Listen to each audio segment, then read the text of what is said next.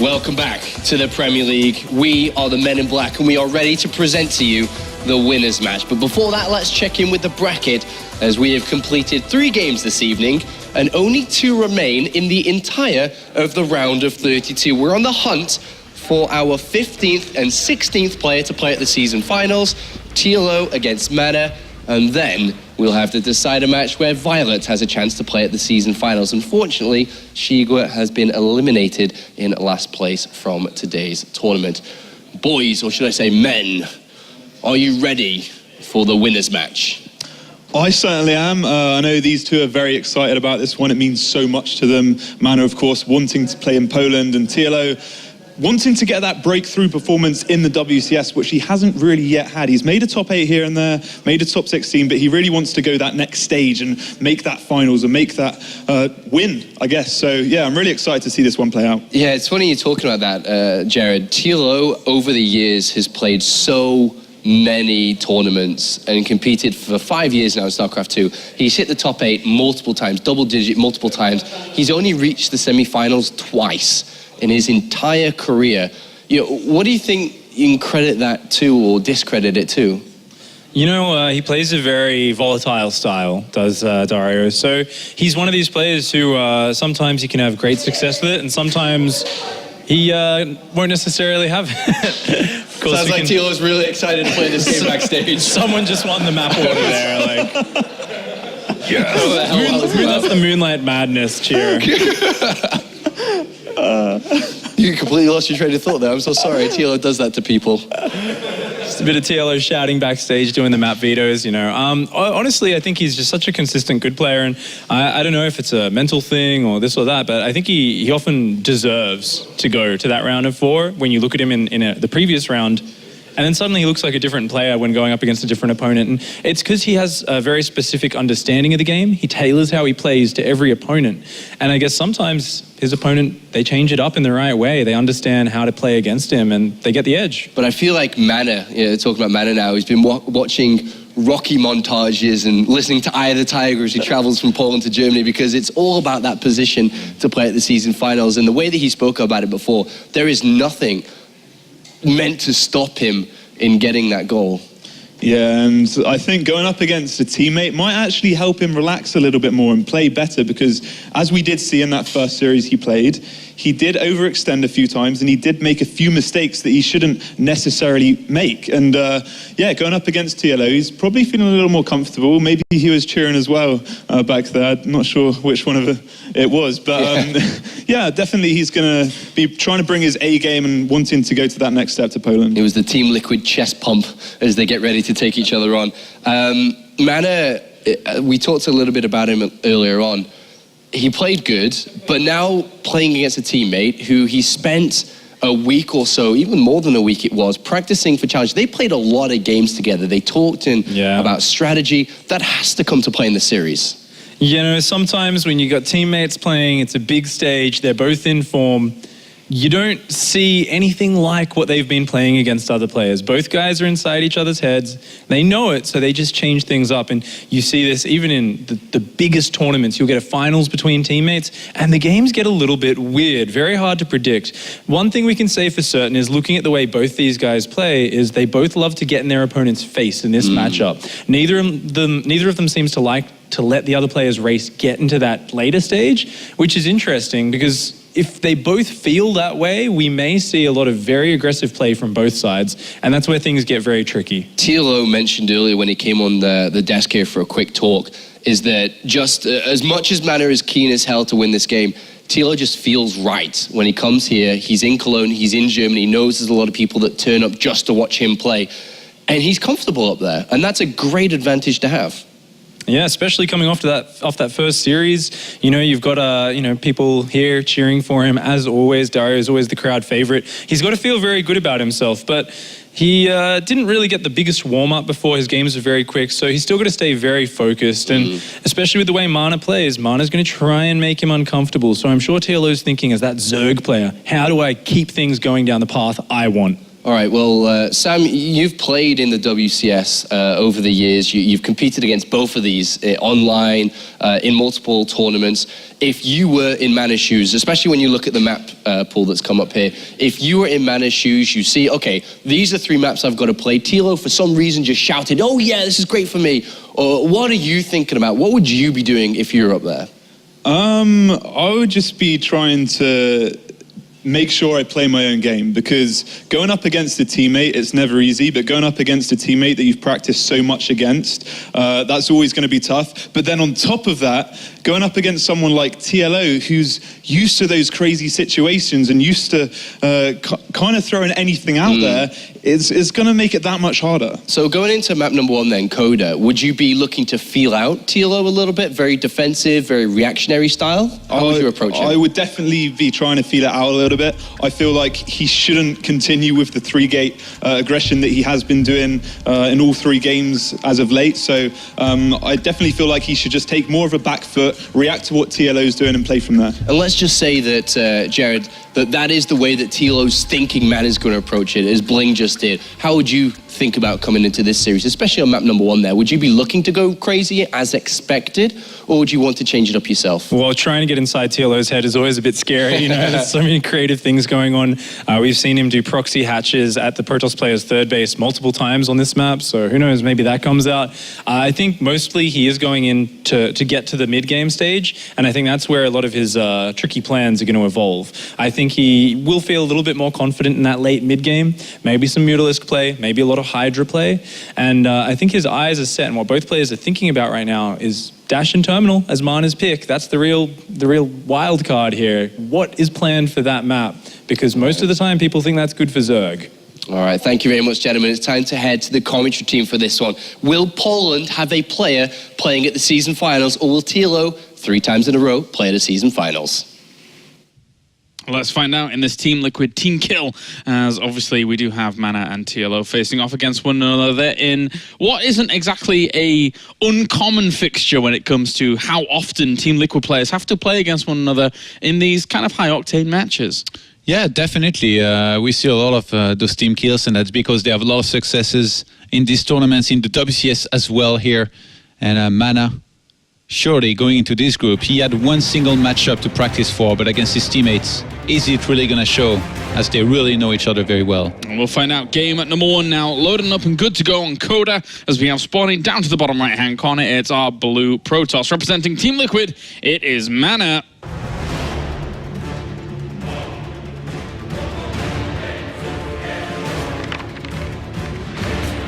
And then his teammate, his opponent, spawning up to the top left-hand corner, also representing Team Liquid, it is TLO.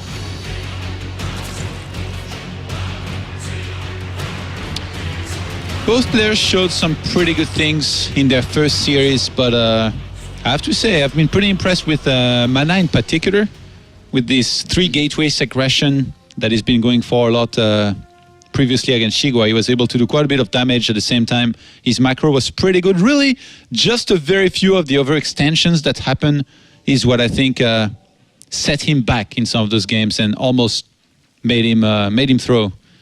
And in this case, he might just be going for the gateway down the ramp like we saw him do earlier on this map when he played against Shigua. And of course, something that does always come into play is the fact that they are teammates, the fact that we don't know exactly who has the upper hand against the other in practice, but that's a little bit different. That is a Forge Mana is throwing down here to start things off.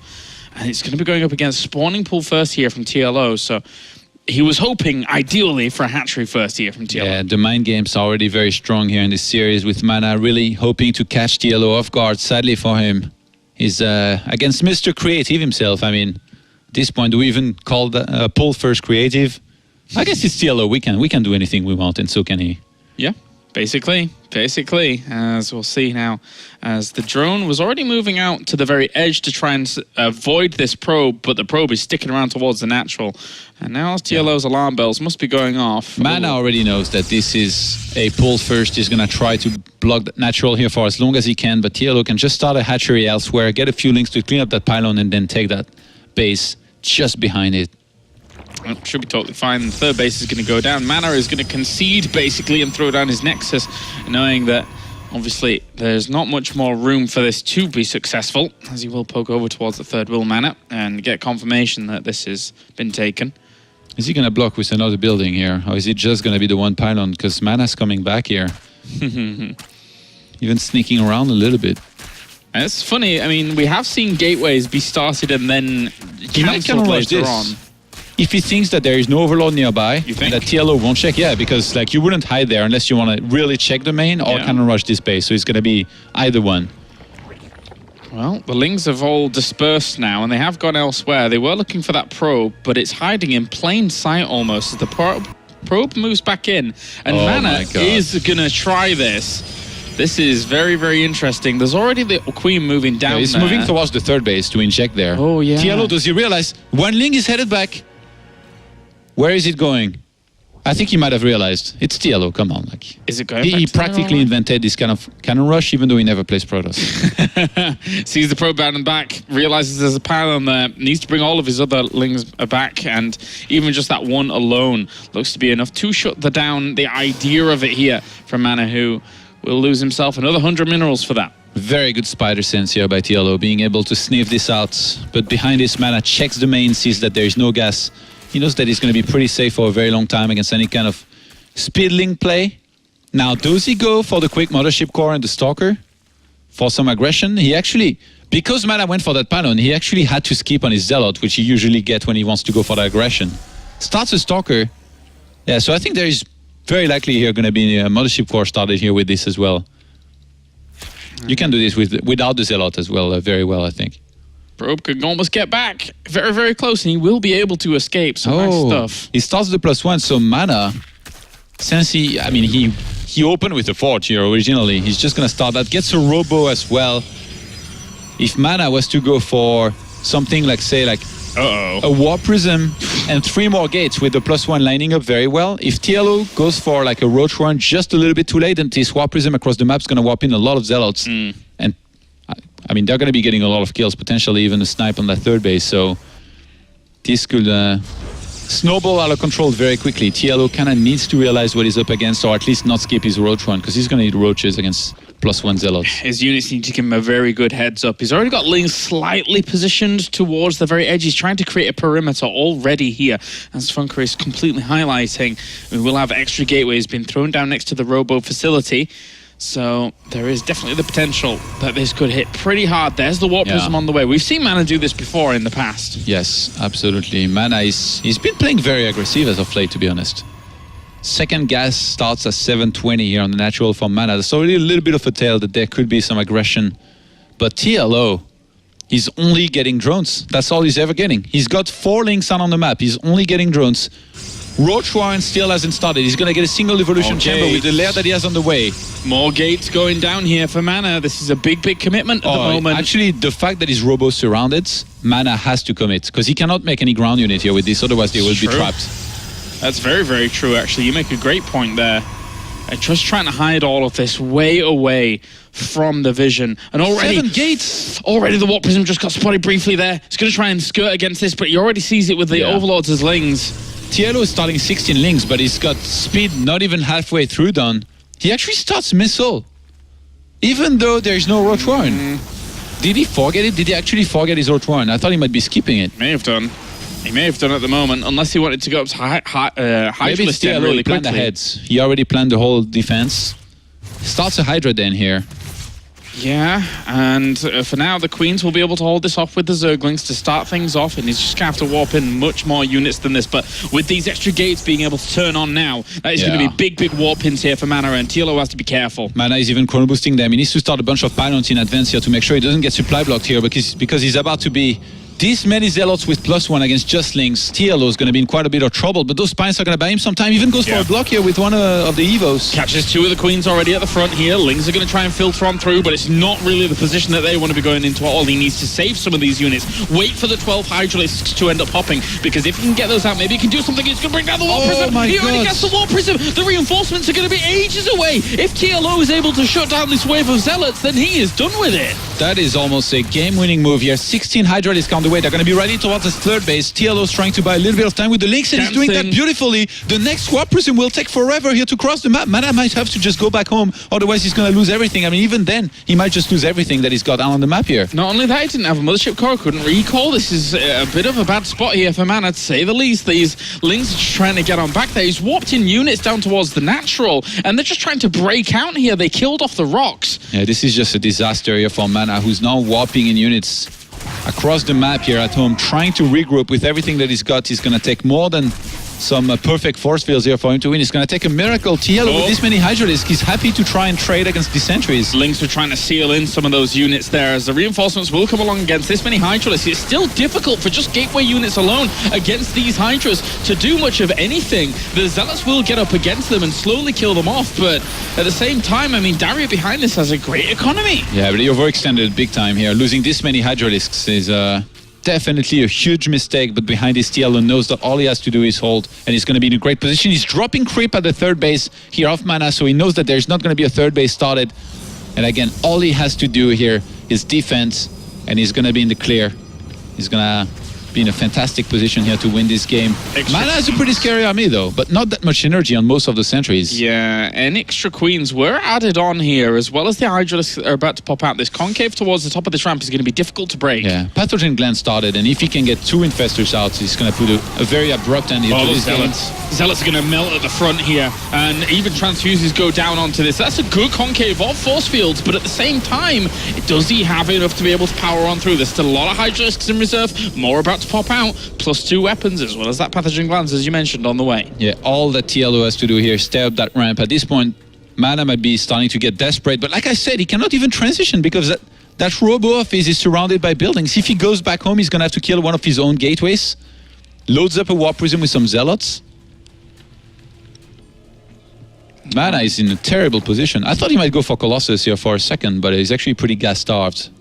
And very few probes started up now again here to try and, I guess, maybe take a third base and try and get going from that point on, but the Hive is already on the way. Even an Infestor coming out, a good old Team Liquid special, not really having too many Infestors in the mix, but we'll just have 1 or 2.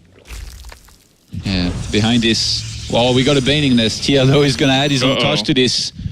He not only made Pathogen Glance, just to make sure that if he needed to, he was going to make a bunch of Infestors. In this case, he only made a single one, TLO. But he's getting, I guess, Banelings, and probably going to want to add on Vipers as well with this here to make sure he can close this out properly. This is really, like, I feel the kind of build that against someone like TLO is really hard to pull off. You need to make no mistakes. And in this case, losing the Warp Prism, definitely a game-losing mistake. TLO is he's so smart at defending this kind of thing. He's like the guy, if you put TLO in the Battle Royal, he'd pick a spoon as a weapon and somehow would make it work. I mean, how do you actually shut this amount of Hydralisks down? This is going to be very, very difficult here for just a gateway force alone, especially if a fungal lands on some of this army as well. Force fields initially plant down, but TLO has exerted himself in the one position Mana doesn't want him to be, in between these bases, forcing hard decisions from Mana. I'm not sure why Mana is not using Photon Overcharges yet here. He's going to start losing a lot around his natural. He's going around here to make sure he can go down that ramp and engage, but TLO is going to be happy to be going to the natural, and that Nexus will fall instantly. He can only warp in Zealots. He only has Zealots extra to be able to help this out. The Nexus ends up falling. These Hydralisks push themselves into a great location just to raid off, and he even denies Blink. He denies Blink from the Twilight Council. TLO at the moment running away with this game, and anything that he gets here, any kill he gets here is going to be a fantastic one, as it doesn't even matter if all these Hydralisks die now. Yeah, I mean, Mana at this point, even defending here, I don't think will matter too much. TLO starts a Great Aspire. Wow. He's having the time of his life here. Already having defended this. It's funny actually, because there is an observer across the map from Mana, but he can't even like spot the right thing. I think he might have spotted the Baneling Nest. And Mana, there isn't really much he can do. Like moving across the map and going for an all-in here surely would be defended when there is no sentries. He's got Blinkless Stalkers that are about to go up against Broodlord Skylars. Yeah, that's... And he starts a Robo Bay. I don't think Colossus are going to do that well against Broodlings. This is a bit difficult here for Mana, he's going to try and keep himself in this, though. And with that being said, even these Ling counterattacks are going to ravage this mineral line. Mana has to react now. He has to get those probes out of there. Needs to save any kind of scrap, salvage any little position. They do not get too much. They only get themselves a pylon. It's not even just going to be Broodlords. It's going to be Broodlord Infestors, making it old school here. Really, these Banelings? Dun, dun, dun. This is gonna hurt. Actually, there is a very good... Oh, he's keeping him busy. Mana's gonna be looking in the main. There is a chance these Banelings do a lot of damage. Mana... Oh, he's not watching. He's not watching. Oh, okay, reacts just in time to be able to try and get them away. 2 already go down. Looking for more. Gets himself 6 in the end. The links towards the main do get cleaned up by Zealots, so good crisis management by Mana, but there are still 3 Broodlords morphing in with the rest of the army. It's only 13 Stalkers, and remember, they don't have Blink. Right now, Mana is hoping that somehow TLO... He's got no tech, little production, no economy, and only Roach Hydra as well.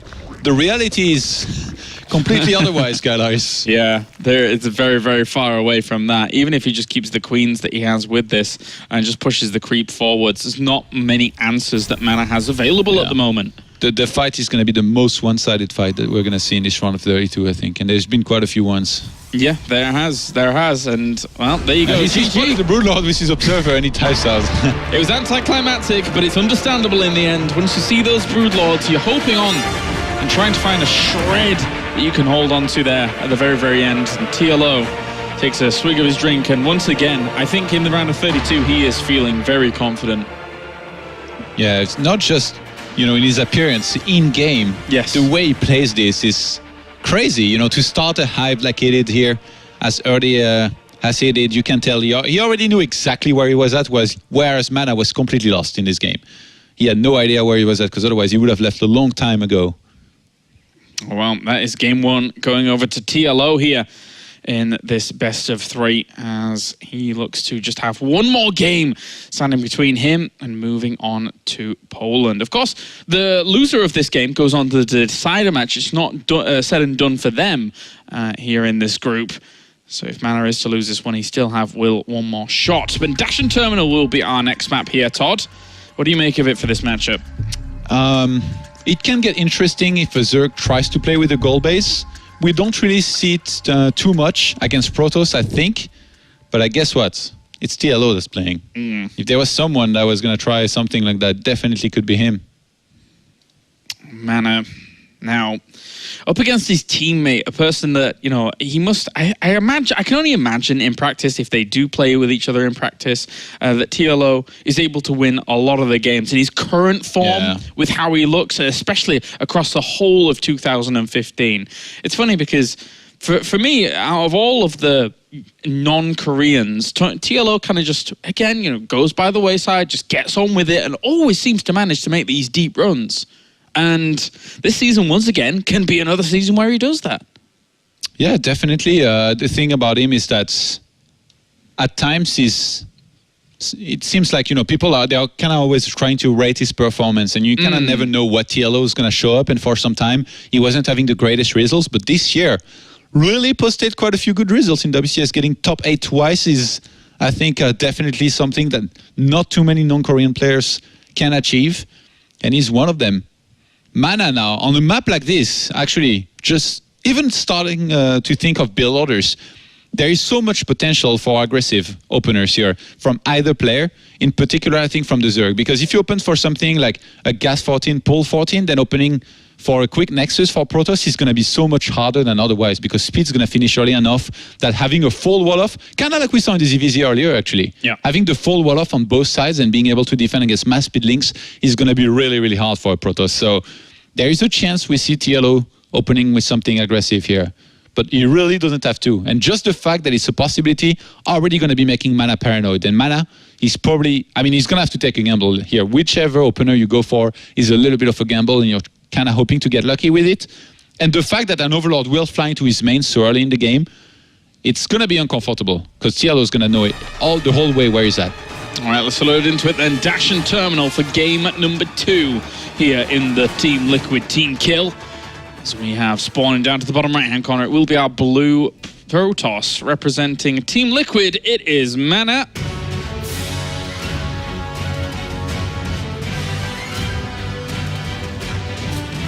up to the north, we have our red Zerg. Representing Team Liquid as well, it is TLO. Gonna be going for a pylon at the ramp here is Mana. Definitely one of the safer builds here that you can pick on this map. To go for a gateway there, it's gonna be very safe against most Ling rushes. Really securing that expansion is gonna be what's tricky if TLO was to play for an aggressive opener here. But from TLO, the big problem is that you never know what to expect. He could do like the quickest Ling rush possible, as he could do double hatch before pull with even gold base sometimes. So yeah. You're gonna have to scout no matter what. And I wouldn't be surprised if Mana just went for gateway 13 and scouted right after, or pretty shortly after, just to make sure he knows what's up. Gotta be careful on this map for sure. It's one of the more volatile ones, one of the more crazy ones that we see in the map pool as of late. But you know, there's quite a few of those in that map pool that we have going on at the moment. So Mana gonna head straight on across against spawning pool start here from TLO. So he's taking no risks. Yeah. That was a pull 15. I think TLO was probably worried that Mana might be trying to do something aggressive himself. So he's gonna take the safe route here of just opening pull first on 15. Probably gonna wanna go into a second hatchery at the natural, not on the gold here, I think, right behind this. And gonna be feeling pretty comfortable here, already scouting a gateway from Mana and seeing that there is no assimilator with it. Yep, taking super precautions, making sure that that is indeed a gateway, clicking on it, making sure, and then we'll have him throwing down that hatchery towards the natural location. Likewise, Nexus has gone down as well, which should, in theory, this Overlord could happily just move over there and be able to spot that. He already knows, yeah. Nobody has like a hidden forge on the map. That'd be weird, you're right, now that I look at it. It's been a long couple of weeks. But anyway, the gas is going to be taken. Oh, double extractor trick? TLO messed up here with one of his Overlord, I think. Oh, yeah, on the other side, yeah. Started that very late. So going to be going for double extractor trick. And behind this looks like it's going to be another hatchery here starting for TLO. Mana able to confirm everything. This is great for him. He knows that there is not going to be any danger anytime soon. I feel like on this map, if you open like this and the game goes as it has so far, as the Protoss player, you need to play either super aggressive with something like, I don't know, Immortal All-In, 7 gate, or you take a third base, but then you have to play very defensive, because if you move across the map later on, it's going to be really hard to properly engage in the middle of the map. There's a lot of huge spaces, force fielding is going to be really hard, and a lot of the time, it's even going to be the Zerg taking the fight to you and going across the map and trying to make something happen. Yeah, the middle of this map is actually surprisingly open. Of course, the high ground, low ground vision mechanic here between these two areas is very, very important. Yeah. But then from that point on, you can establish fantastic concaves later on in the game when you gratis just have high ground vision anyway, thanks to having an observer, having mothership core, etc., with your army. Mana is once again going for the Stalker here and Mothership Core with the Zealot. So I think there is a chance he might want to go for the 3 gateway aggression that we saw him do earlier against Shigua. I mean, in map number 1 here, he couldn't really do it, and I think that's because also that pylon he went for on the natural kind of made him broke early on in the game, and he didn't have the economy to start a Zealot. So behind this, he chose to go for a Robo and a 7 gate. But in this case, definitely could try to do the thing that brought him success against Shigua. The one thing I'm always scared of on this map is, like, when I watch a Protoss play it, is walling off chunks of the natural and the main to the point where a Zerg eventually gets into a comfort zone and goes mutalisks, because bouncing between all the locations can be a nightmare. And I guess that's why we saw him going for the Phoenix against the previous mute play that he was going up against. But for now, Mana is in first-person view here, and we will be seeing him putting on a bit of pressure towards that third base already with this usual contingent that he has of units. And he's actually bluffing here. I mean, with the aggression, he's not committing a lot to it because there's no probe across the map proxying any kind of pylon. So I think he's hoping that TLO will overreact in terms of Zerglings and get too many of them. And you see TLO right now is starting 14 Zerglings. So Mana, even though this is not going to kill much, he gets a Queen actually at the end here. Nice. He's already achieved what he wanted to achieve here. He slowed down the drone production of TLO, and he's actually on 36 probes against 30 drones. Just has to save this. Very close to death. Oh my god. Oh. He's even creative in the Mothership Core snipes. This is ridiculous. Queens go far, and we'll actually put on some pressure here with Zerglings, looking to bait out a few force fields, keeping some of the Zerglings on the front as well at the sentries. And even having to warp a few more in. Gonna check the back. It's only that pylon. Of course, technically that is a full wall off here against these Zerglings. And he should be well positioned to deal with it. Yeah, and behind this, the Oracle that's going to start is really going to be unexpected here by TLO, but Mana supply blocked for a second. Luckily for him, not going to last too long there. The defense going to be easier, I think, no matter what. From Mana should be starting +1 ASAP, and then behind this, he can easily go into another base if he wants to. Gate's going to die. TLO is really committing to this, even though there are force fields available. This really shouldn't be working here, but behind this, TLO's droning hard. Back to 49 here against 43 probes. I think Mana probably halted probe production here for a second. Not doing too bad with it though, but TLO, he's already got a Spore in the main. Got none in the natural though, but there's going to be a second Queen nearby. All 6 gases being taken at the same time. He hasn't spotted the Stargate, and that Oracle is going to be able to head on towards the natural. 4 hit points. Oh wow. And we'll look to try and do some damage. The Spore Crawler turns its head there. It's like, wait, get away from here. This move out is so cool by Mana. He's really putting fear in TLO's eye. And TLO right now, he can't even scout the third base of Mana. So as much as he might be able to anticipate, double Hydralisk then. Whoa. TLO wants to get full Hydralisk from there, move across the map, and get both speed and range on these Hydralisks to try and end the game. And on this map, I talked about how it can be really, or much easier for Zerg to go across the map and attack with this kind of timing. Yeah. The fact that Mana is moving out here with these few units, he's probably going to have to recall. That's going to mean one less photon overcharge to deal with the attack that's going to be headed his way in a moment. He just wants enough Zerglings. He doesn't see those Hydralisk stands at the back already, but now he sees one, now he sees a second one as well. He's got to be a little bit wary of that. Forces the recall out of him, but he has seen what he needs to see, in theory, to be able to try and shut it down, but it is a strong move that you're able to make here with Hydralisks on this map. And in the meantime, the third base was spotted here from Mana. He starts 5 pylon at the same time because he was supply locked. Mana actually needs extra gateways quite badly right now. He's only on 3. He needs to go up to at least 7 or 8 here to have a chance at holding what's about to hit him. Because right now, TLO is getting a Spore in every single base. He's gonna have a bunch of Queens here to work with. And he's going to start on riding Hydralisk across the map. Now, I don't even think he needs a Nidus here because the distance is so short. Yeah, he already had a little bit of creeps treading towards that location. He's trying to wall this little area off. Now, for people new at StarCraft, most of the time when you're playing StarCraft, you only get one tech building, right? Yeah. But with the double Hydralisk den here, it means he can get both of the upgrades for Hydras at the same time, buying him, making the window for him to hit with all of this power much, much earlier in the game than usual. Looks like it doesn't have even energy for photon overcharge there with the Mothership Core either. The fact that he had to recall, this is really the big problem here for Mana. Got really unlucky there, and Mana, you know, he didn't scout that much. He eventually spotted that double Hydralisk den, but even forgot that he has an Oracle across the map right now, and he starts taking a lot of damage. I'm going to try to do some damage here. All of these gateway units being split off from one another does create a problem against Hydralisks. Hydralisks are notoriously good against only gateway units, getting on top of some of them here. Really nice bring down from TLO.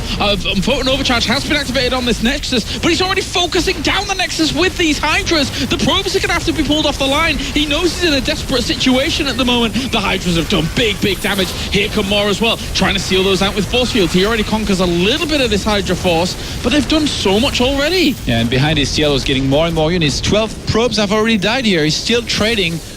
And there's going to be a lot left over here for TLO to, I think, either pull back and be safe or even try and keep on trading more against this Protoss army. A little bit surprised that Mana didn't pull probes earlier here, but I don't even think it particularly would have mattered. Misses some force fields there. Only traps 1 Hydralisk with 4 force fields.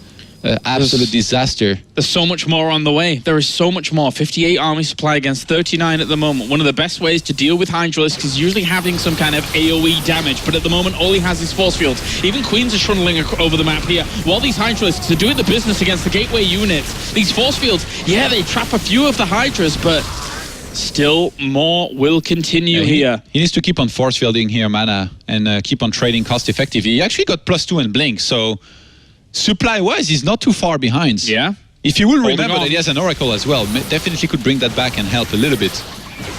And these Queens are now here as well. It will add on some transfuses to this force. He's trying to bring out all the force fields, bait those out so that he can push through this location. If this location gets breached, it will be a disaster here for Mana. But at the moment, he's holding on strong with these force fields, making sure that the Zerg cannot flood across this bridge that he's been able to hold off against and set up so well. Sentry.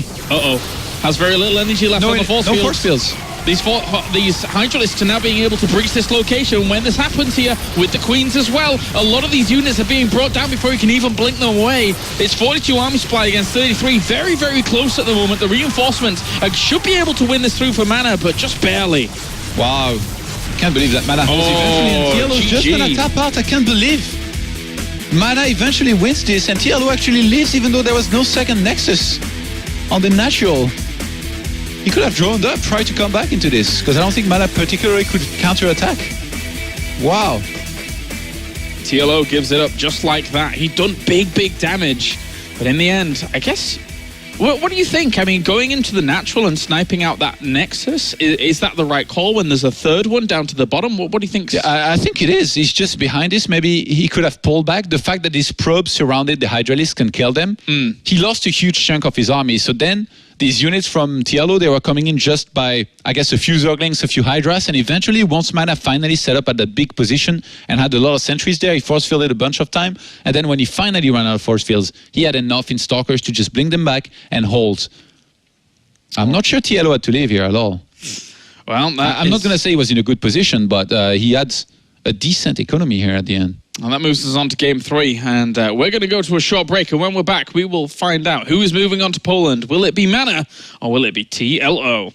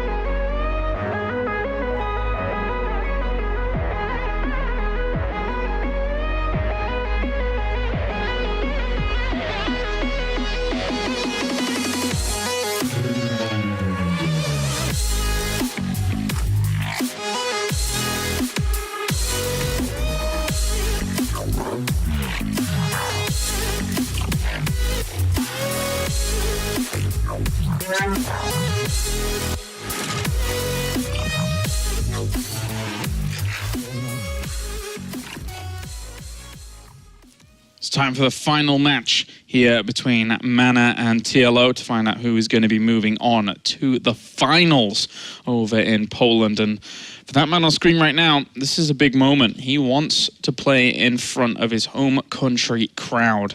And moving on to Terraform here for game number 3, Todd. What do you make of this map? There's definitely a chance we are going to be seeing crazy stuff here once again from TLO.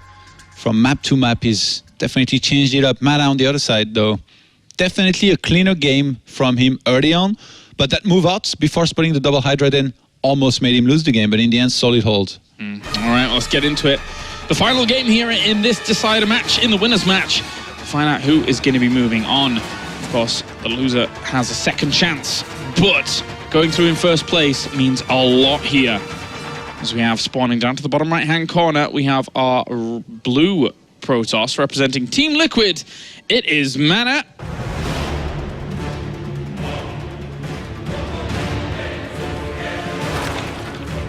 And then up to the top left-hand corner, our red Zerg. Also representing Team Liquid, it is TLO.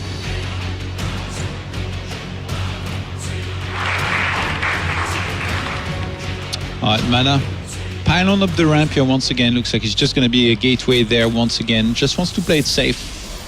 And then behind this, wouldn't be surprised if he skipped on taking an assimilator and went for a Nexus. Whereas TLO definitely a little bit more of a wild card. Didn't choose to play aggressive in the previous game, even though the map would have been pretty good for it in terms of starting speed early. So I don't think he's going to do it here on this map. And probably try to play a little bit more standard. Didn't play with the gold as well in the previous game. Maybe it's time, Kylars. Maybe. TLO is a big gold digger, I heard.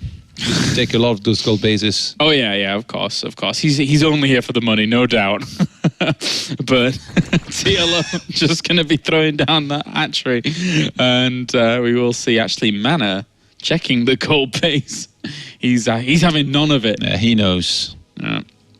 He knows that TLO loves to take that base from time to time. It's actually just a hatch first on the natural into a pull here for TLO, so gonna be fairly standard. Might have been in danger against some kind of forge, but then you can still defend with the drones.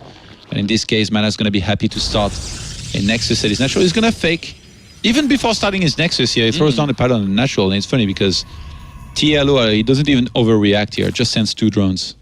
Yeah, I mean, with putting the pylon, there was no need for him to put it so close to the vision to truly alert TLO to such happenings, and actually lets it finish. So Probe's going to hang around. He's looking for more of a reaction here, but still just the 2 drones persist, and TLO's really not looking to deal with it. You wanted TLO to pull more drones here, ideally like 5 or 6, but Dr. Dario here won't fall for this trick. Yeah. The clinic of Dr. Dario has deemed this useless, and he will be able to just continue on just mining away. So 4 Zerglings are on the way to eventually clean that up, along with the the queens to come along, and they'll be able to do stuff to it as well. So he's fine. He is totally fine. There's a chance TLO takes the gold, by the way, from this. Fully knowing that this pylon is definitely slowed down Mana a little bit there, in terms of tech and all that. And still no gas being taken here by him. Mana's definitely going to want to be on the lookout, though. Mana, it's funny because he's never gone home here with that probe. Every single time he stayed on the map for as long as possible, kept on checking for the 3rd base, wanted to see where it was and when it started. Yeah, that's a good point, actually. The probe heading on home now. As I say that, of course, yeah. Classic. Doing what he can. This drone, though, this little drone, he's been a busy bee already. He has great plans and great aspirations as he moves over to the 3rd base, and he will blossom into a beautiful hatchery. And Mana, once again, going for the Stalker, Mothership Core pretty quickly here. Look at that pylon on the right-hand side of his base. That's a cheeky pylon. Was it? Oh, that's a cheeky pylon if I ever saw one. Stargate on the right-hand side of it, Robo down. Maybe. What do you think? Let's go Robo. Let's be wild. Yeah? Let's go for the Robo. Although it didn't fare him too well in the first game. Yeah, it's going to be delayed no matter what it is, because Mana, it seems like he wants to start a Stalker and then directly go into a Sentry. I really like that he walled off like this up his run, because he's kind of baiting those Zerglings to try and come here, and the Mothership Core might be able to pick off one of those. Tries. And it's an extra gateway going down at the back. Next gateway. Probe sticking around. How many gates? Just 2 extra ones here for now. Usually these gateways, they are made in your wall. So if Mana now goes for the gateways in his wall, then he's going for some kind of 7 gates. Oh my. Oh my, we were both wrong. Robo, Stargate, gateways. Fantastic. It's 6 so far in total here in this game out of Mana. Yeah. Definitely could be more. And it's scary to deal with. Spore crawlers are going down for TLO. He doesn't know what's up right now. He's anticipating some kind of Stargate follow-up here, but that commitment to those alone is just, well, for now it's kind of wasted. It's not really doing anything. Spores in every single base. This is a huge commitment to try and defend against some kind of Stargate play. Mana's playing to his image, because usually it's only 3 gates pressure into something like a Stargate or just light pressure. So TLO, he's been skipping Roach Warren for a very long time in some of these games. He started Lair here, still no Roach Warren, gonna start a Spine on the 3rd base. Where's that probe going? Roach Warren started here. TLO might be starting to sniff this out. That Ling does see that probe moving across the map here slowly. Taking extra gases here, needs to fuel that production. Starts himself his speed as well as that 1 Spine Crawler. I think he needs a whole lot more than 1 Spine Crawler, though. He starts another one. The creep spread being this good is really gonna slow down Mana and force the pylons to be kind of far away here from this attack, but still, Mana is going to be in a great position here as soon as he starts warping, and TLO has got 2 spores. He's actually chasing the Mothership Core away. Yeah. But these queens...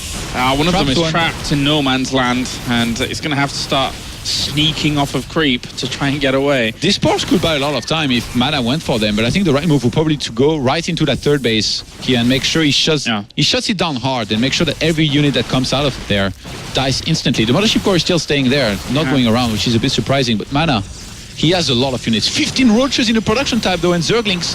And with speed coming in soon here, TLO needs to buy a little bit of time, but his pace is being targeted down. The amount of pylons that are towards the front here for Mana are fantastic. He's got so much potential to actually reinforce him forwards. If he could kill off some of these roaches before they all converge together, that would be good. But at the same time, the Mothership Core is going to die off to those spores. They make themselves worthy, and they were able to take that down. Without a Mothership Core, this is a little bit more difficult, but he has been able to divide up these units well. These sentries have energy. I don't think TLO can escape that base. He's going to have to fight.